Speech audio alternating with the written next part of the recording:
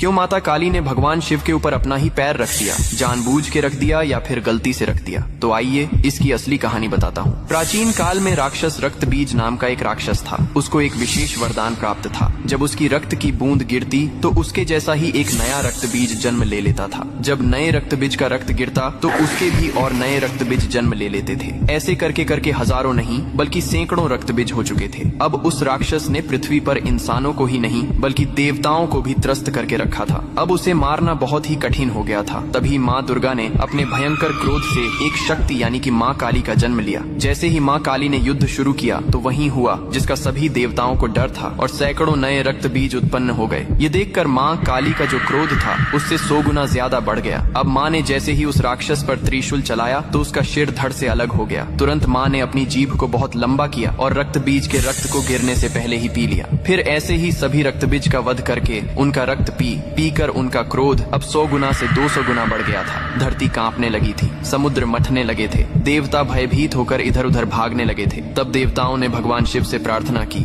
हे महादेव, आप ही माता काली के संताप को शांत कर सकते हैं। शिव ने देवताओं की पुकार सुनी और माँ काली के सामने युद्ध भूमि में पहुंच गए। लेकिन माँ अपने तांडव में इतनी लीन थीं कि उन्होंने शिव को भी नहीं देखा। तभी भगवान शिव ने स्वयं माता के चरणों में लेट गए। जैसे ही माँ काली का पैर अनजाने में शिव के सीने पर पड़ा, तुरंत उनका क्रोध शांत हो गया। उन्होंने नीचे देखा तो अपने प्रिय पति शिव थे। यह देखकर उनकी जीभ शर्मिंदगी से बाहर निकल आई। इसके बाद शिव ने मुस्कुराते हुए कहा, हे माँ, तुम्हारा यह रूप सृष्टि के संतुलन के लिए था, लेकिन यह रूप अब धरती पर बहुत धाम धूम से पूजा जाएगा। यही कारण है कि तस्वीर में और मूर्तियों में माँ काली को शिवजी पर खड़े हुए दिखाया जाता है, जो बहुत ही शुभ माना जाता है।